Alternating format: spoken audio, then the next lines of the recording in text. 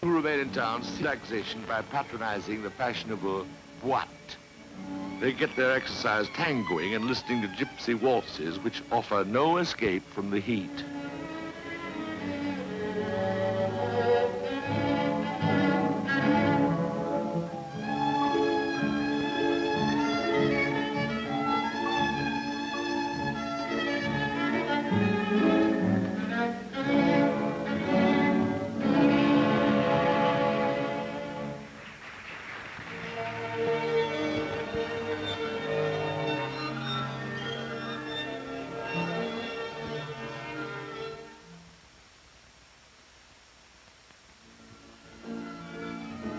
The airplane has inspired a new step called the aeronet.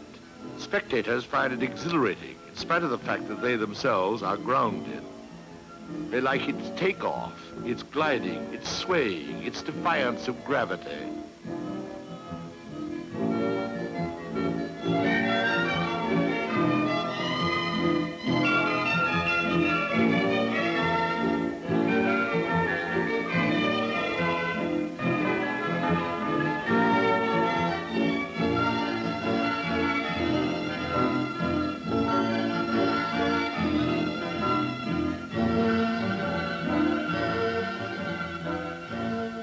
It's happy landing, too.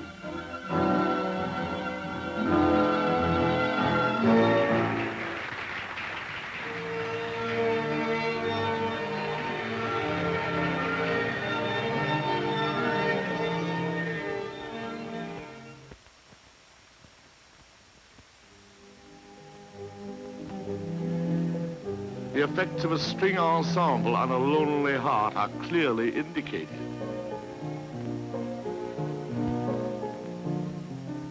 Fortunately, the chorus girls here are still going through such time-honored routines as the can-can and the cakewalk. These have been in vogue since the Second Empire.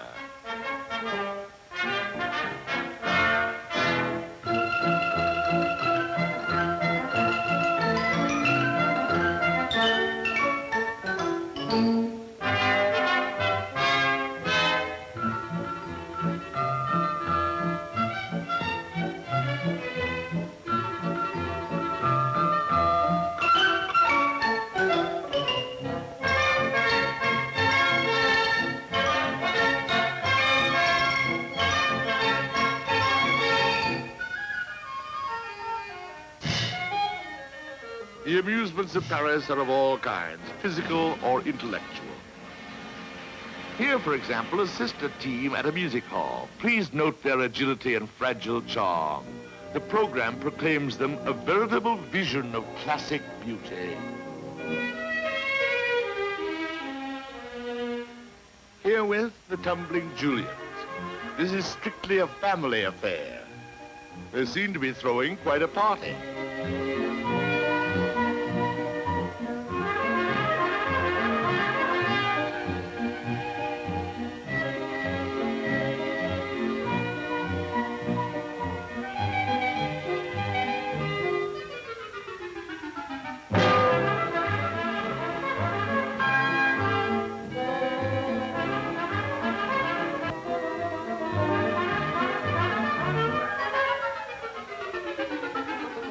The music hall, by the way, is gradually replacing what was known as the Café Concert.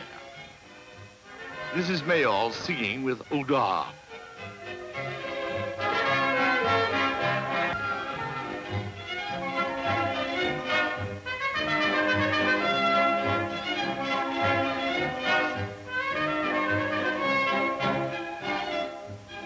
Here, look carefully, is Maurice Chevalier.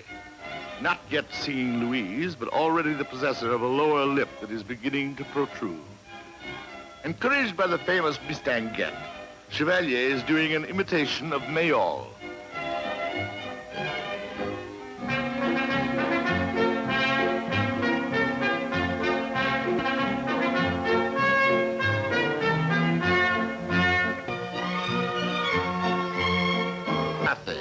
Visits Ferdinand Zecker, actor, cameraman, director.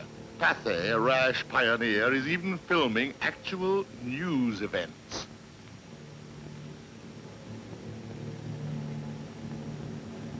the public still prefers the living theater. Madame Réjeanne, a great star, admired especially for her Madame Sans-Gêne. Sarah Bernhardt, the divine Sarah, with her golden voice and supreme skill, has conquered the civilized world.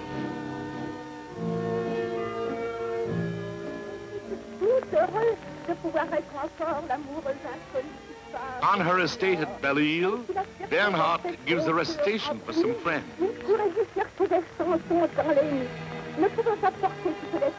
One of her greatest parts was Camille. This is her reading of the death scene. Her admirers are confident no one can ever play the part again.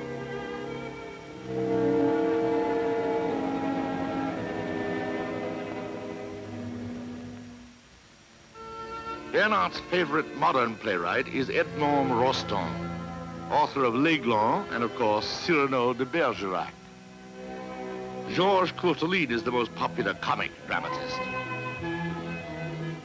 But Molière still holds the affections of Paris, and Lucien Guitry, father of Sacha, is his most famous interpreter. A player of immense authority, he doesn't undervalue himself. The stage manager, running to his dressing room, cries, "Monsieur Guitry, everyone's on stage." "They'll wait," he replies. "They can't start without me." Gemier, disciple of Antoine and the Théâtre Libre, and one day to become director of the Odéon, hopes to win the widest possible theater public.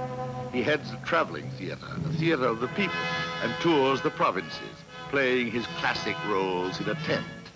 Shylock is one of his outstanding characterizations. Here is Cassive, who is scoring a hit in The Girl from Maxime. Regina Badet, more celebrated for her charm, her contours, and her smile than for her talent. Polaire is ahead of her time. Her hair is short, her energy endless. How she keeps a waist that would fit into a wedding ring is a mystery.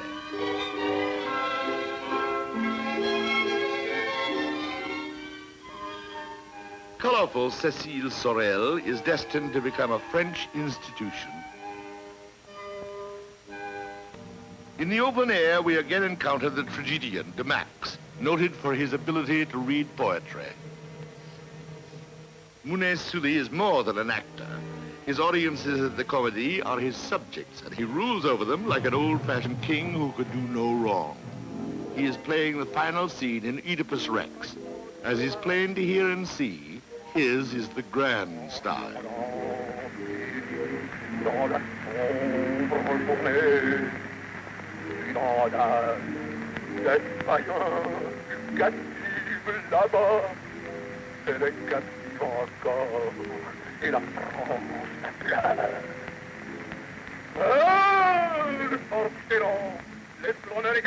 Mounet-Sully's Hamlet is highly respected at the Comédie.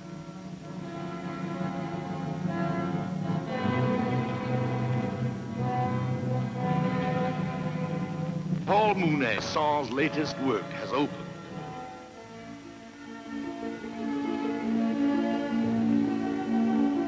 Nellie Melba creates a sensation. Her voice is more luscious than the dessert which takes her name.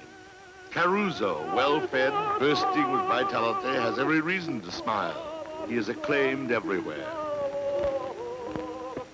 Gustave Charpentier's opera, Louise, has scored a triumph.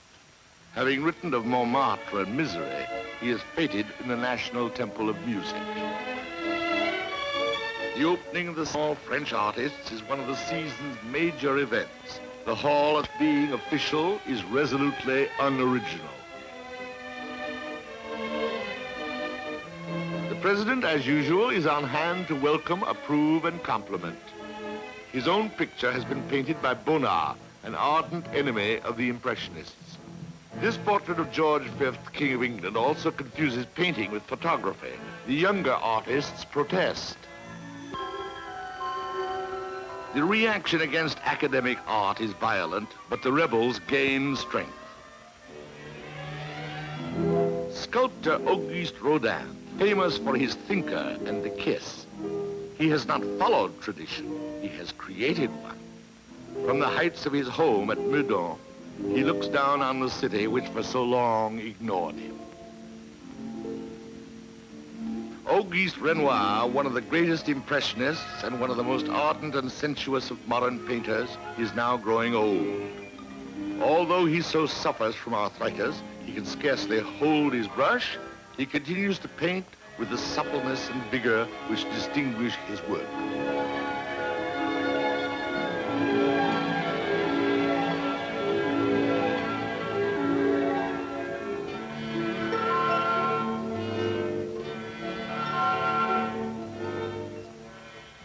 Claude Monet Vernis with his nymphs. When the Impressionists held their first exhibition in 1876, they had scandalized the critics and the public.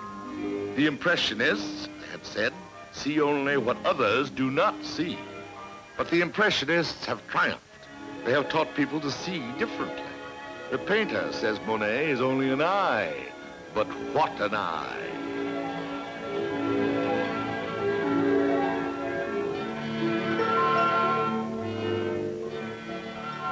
A similar revolution has been taking place in music.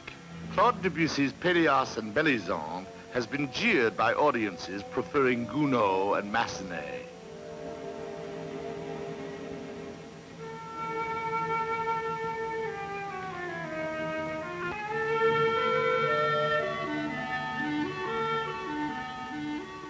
Here is Perrier with Mary Gordon, so memorable as Melisande.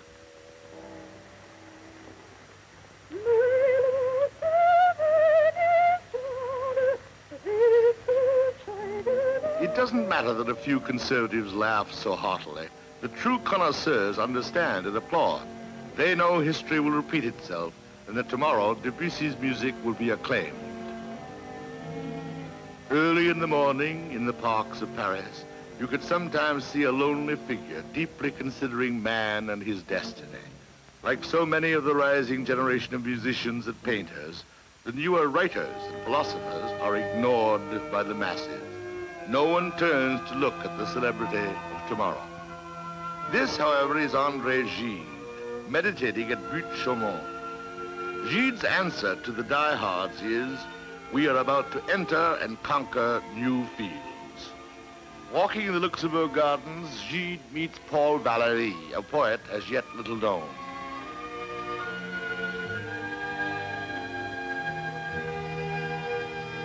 Guillaume Apollinaire poses for animated photographs. The only moving pictures taken of this was leading the art of his times in new directions. Picasso is painting his self-portraits. Henri Matisse is a colorist of astonishing virtuosity. The first Salon des Fauves creates a scandal. Protests of the traditionalists are loud and angry against the work of Matisse, Braque, Dufy, Derain, Utrillo. Indeed, all those who are banded together in the heart of Paris exploring the new field by Gide. Not far from Paris, at Juvisy, another experimentalist, Camille Flammarion, explores other new fields.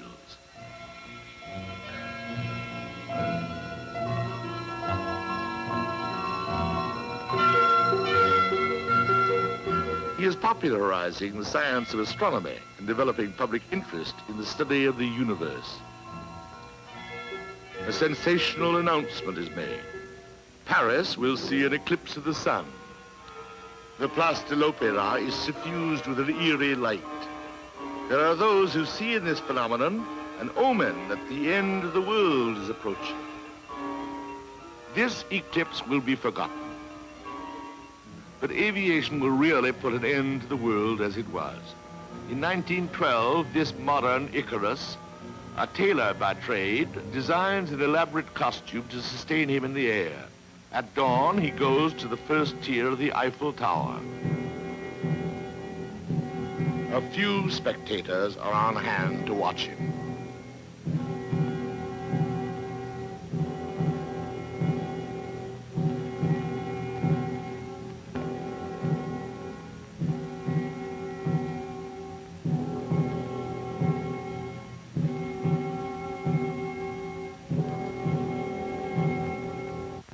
hesitates.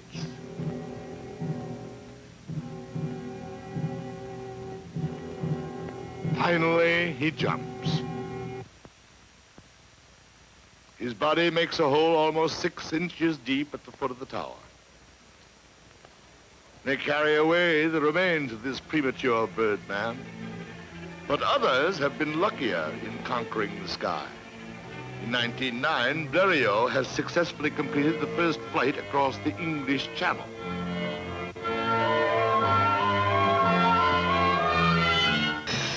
His return to Paris is a triumph.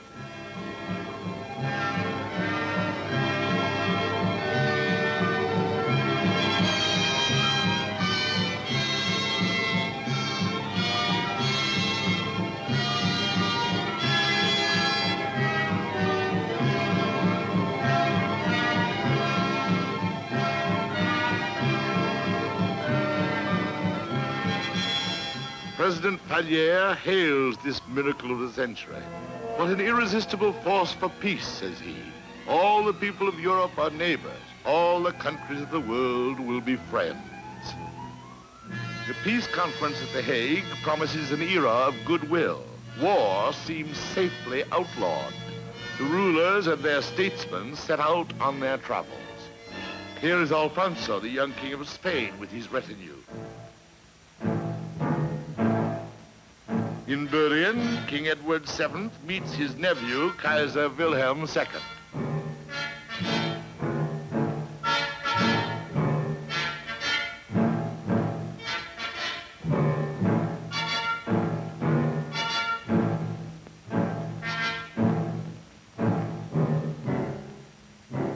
Sovereigns of the Central Powers confer.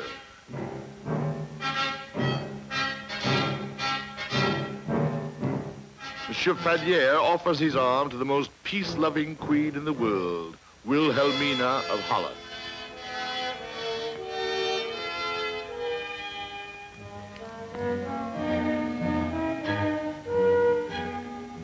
Succumbing to the charms of Paris, foreign diplomats salute the Third Republic. On the job, as always, Monsieur Pallier salutes peace. Andrew Carnegie, the American philanthropist, seems convinced his efforts in behalf of peace are not in vain. World peace is assured. Le Président est bien content. In the cities, neither so simple nor so friendly attacks the left, the right. Socialist Jean Jaurès poses with arch-enemy Millevoye. Jaurès has defended Captain Dreyfus in his world-shaking trial.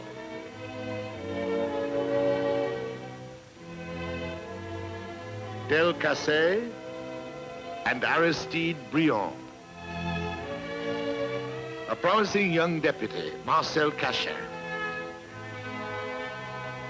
The Dick, already immersed in politics, challenges his colleague, Pierre Weber. Seen from the back, Charles Maurras, ferocious editor of l'Action Française. His opponent, Paul de Cassagnac. Léon Daudet likes nothing better than a good fight. The weapons don't matter. But Arthur Meyer, who edits Le Gaulois, pretends all these differences of opinion are not as serious as they seem. Things, however, are not so rosy as he believes. Why these crowds? What are they protesting? The Paris councilmen are distressed. They visit the scene of the trouble. There is another side to these years which the sentimental and the comfortable are calling the happy time. These wounds are real. This is a Paris which tourists do not see. Animals, children, men and women live here as best they can.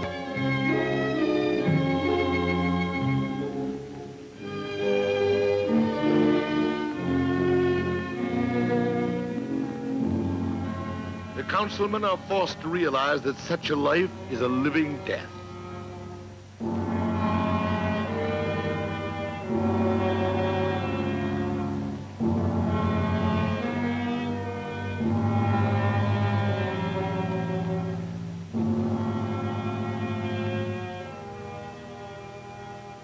Their action? A site is selected somehow, everything will come out all right. Meanwhile, there are lines at soup kitchens. Observers ask themselves how such poverty can be overcome. The hungry who wait in the streets aren't so certain the problem will be solved by charity bazaars or garden parties for the benefit of starving children.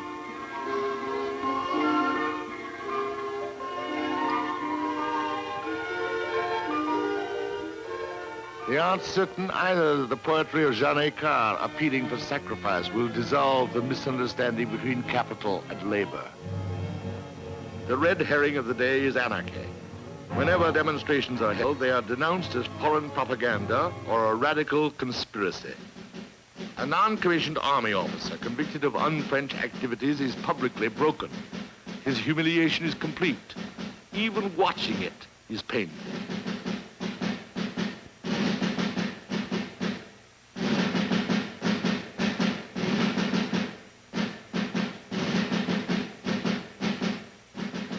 Paris remembers that many of her most ardent advocates of social change and progress have been recruited from the ruling classes. In the revolt against human misery, as always, the lunatics in 1912 is excited over the pursuit of Bonneau, a thief and an assassin. On April 28th, the police track him to Choisy-le-Roi in the Nez Rouge. A cameraman just happens to be present. Our old friend, Prefect of Police Lepine, takes personal command of the siege. Several infantry battalions, the Republican Guard, and all available police, as well as members of rifle clubs for 10 miles around, have been mobilized. In the Nez Rouge are two men, Bonneau and his accomplice, Dubois. A wagon load of straw behind which a soldier is hiding is set off a charge of dynamite at one end of the garage. After two fruitless attempts, the question is, will the garage explode this time?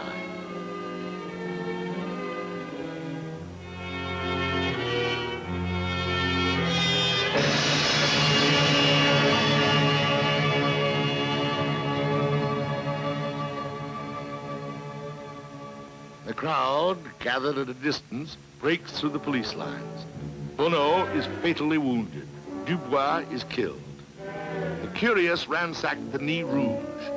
The police search for incriminating evidence. They find a paper on which the dying Bonneau wrote in his own blood his last words. So much the worse for society. So much the worse for you. The two bodies are carried away amid the howls of the mob. The corpses are taken to the morgue, their accomplices rounded up, tried, convicted, and sentenced to Devil's Island. Ils sont bien 20 dans la prison, le plus jeune des 30 disait une chanson. Les dames de la ville sont accourues au son. Ouvrez-moi donc la porte de la prison. La prison s'est ouverte, les prisonniers s'en vont. Ils s'en vont loin sur l'onde, jamais nous ne les reverrons. But Parisians are still believers in those magical words, liberty, equality, fraternity. They can't understand why all this new progress is failing to eliminate depressions and mass poverty.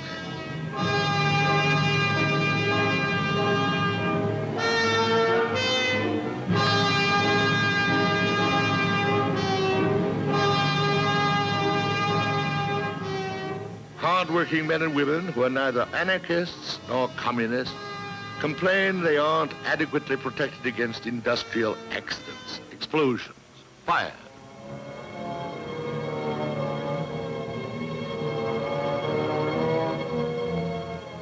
Inevitably, they organize themselves into trade unions. As their forefathers did in 48 and 71, They hold mass demonstrations in the streets of Paris. Labor unions are finally recognized as instruments for protection and the maintenance of order.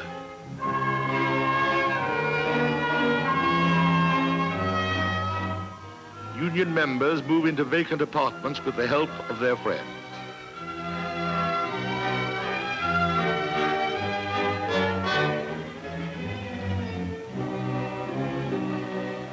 They learn the wisdom of taking action and sometimes not taking action. A railway strike breaks out. Tracks are guarded by soldiers. A striker has been killed. His funeral occasions a demonstration which is given added importance by the presence of socialist leader Jaurès. In Russia, the aging Count Tolstoy is dreaming of the brotherhood of man which will guarantee peace. Others everywhere entertain the same hope. Pacifist demonstrations are constant occurrences. These people dream of happiness. They want no part of war. Other men speak a different and a terrifying language.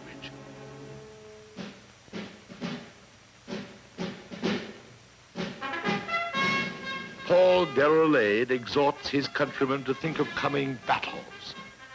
For 10 years, he dreamed this dream. Everything delays it, yet nothing interrupts it. God grant that one day a Frenchman will achieve it.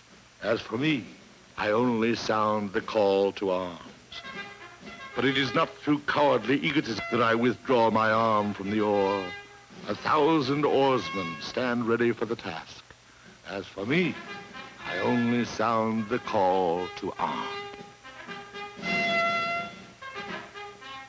Other writers express the same sentiments, but they are more serious and realistic.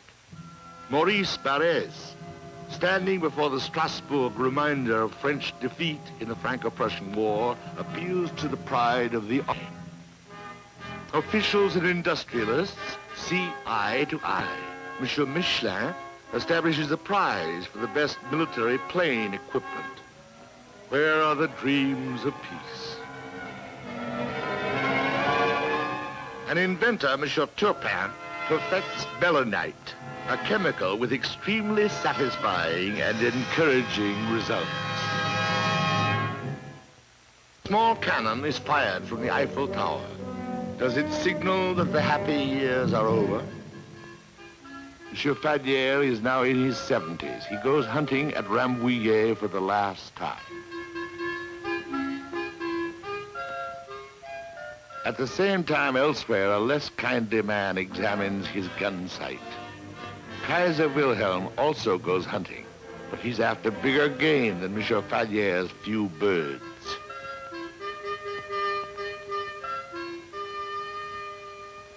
Monsieur Fadier returns to Paris for the installation of his successor, the new president, Monsieur Poincaré. Adieu, Monsieur Fadier. Bonjour, Monsieur Poincaré. Still the symbol of a happy France, the ex-president is no longer content. I greatly fear, says he, that war will follow me in the Élysée. The times are changing. Even the weather is changing. Mr. Carnegie, back in Paris, no longer finds on the boulevards that gaiety and faith in the future which once encouraged him. He is anxious. His thoughts center on the war trends which are apparent everywhere.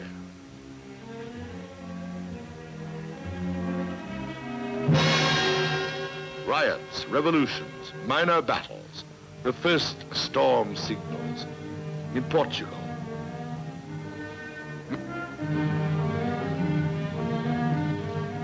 The Balkans, Greece, Turkey.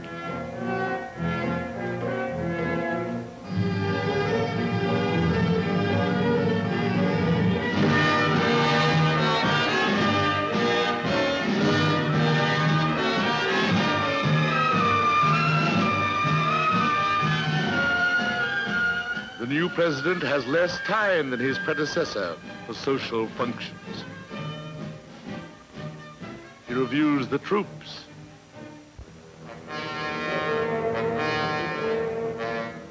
A Across the frontier, Wilhelm II poses before his favorite panorama.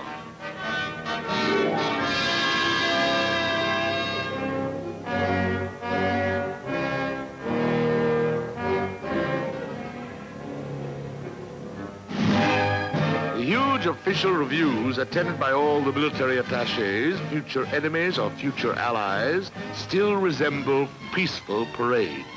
But those in the know suspect their Tag is approaching.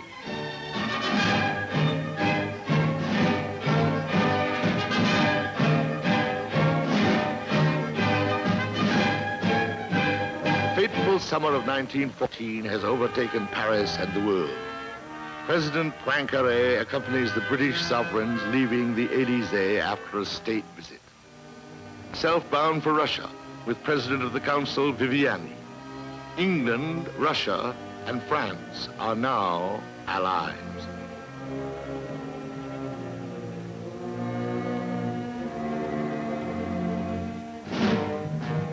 While Poincaré reviews troops, the tension mounts throughout the world.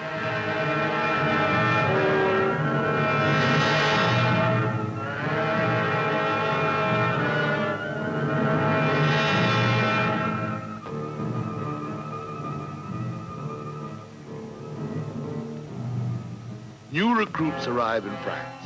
Quickly, these raw colonials are put through intensive training.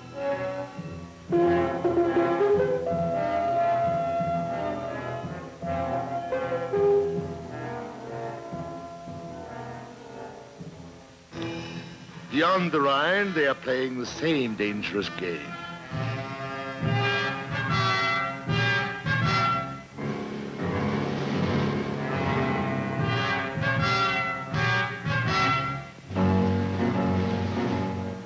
The Crown Prince parades with the famous Death Head Hussars. On June 28th, the assassination of the Austrian Archduke at Sarajevo sets off the spark everyone has dreaded. Austria declares war on Serbia. Official visits come to an abrupt end. The Austrians anxiously await the order to attack. Troops are reviewed for the last time before leaving for the front.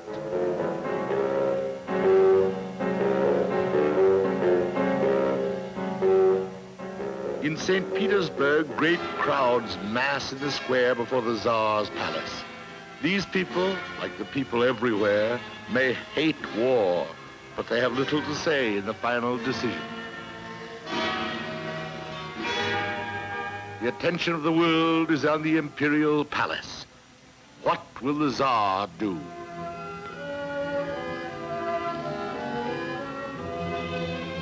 Officials, ministers, ambassadors try to put a good face on things. They make a bad job of it.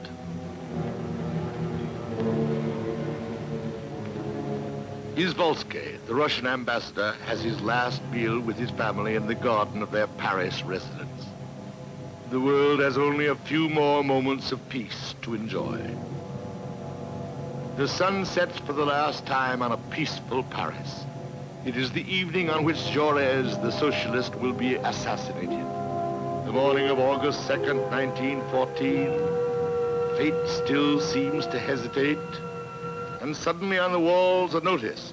By decree of the President of the Republic, the mobilization of the armies of the land and sea is hereby ordered, as well as the requisition of animals, vehicles, and harness necessary to fit out these armies.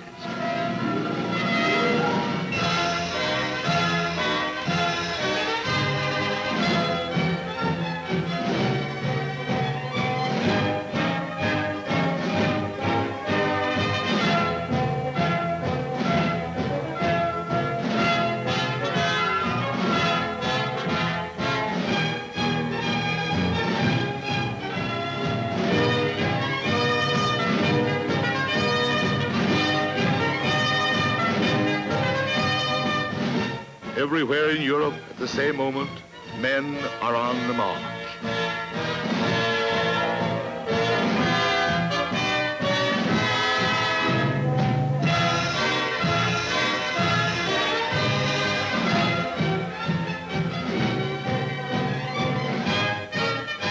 The Belgians.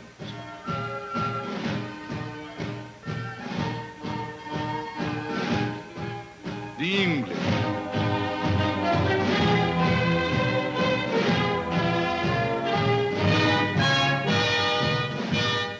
The Russians.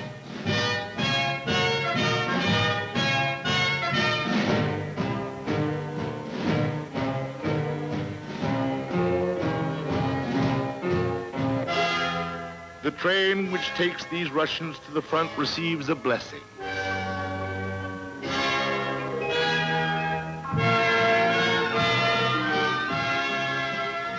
At the Gare de l'Est, the last kisses, the last efforts at laughter, the last goodbyes.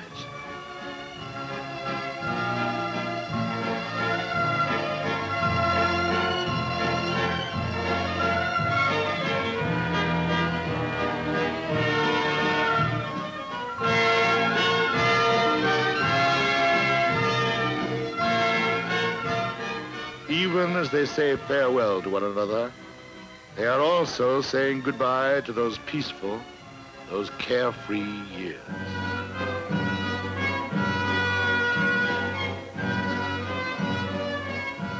Those happy times are over.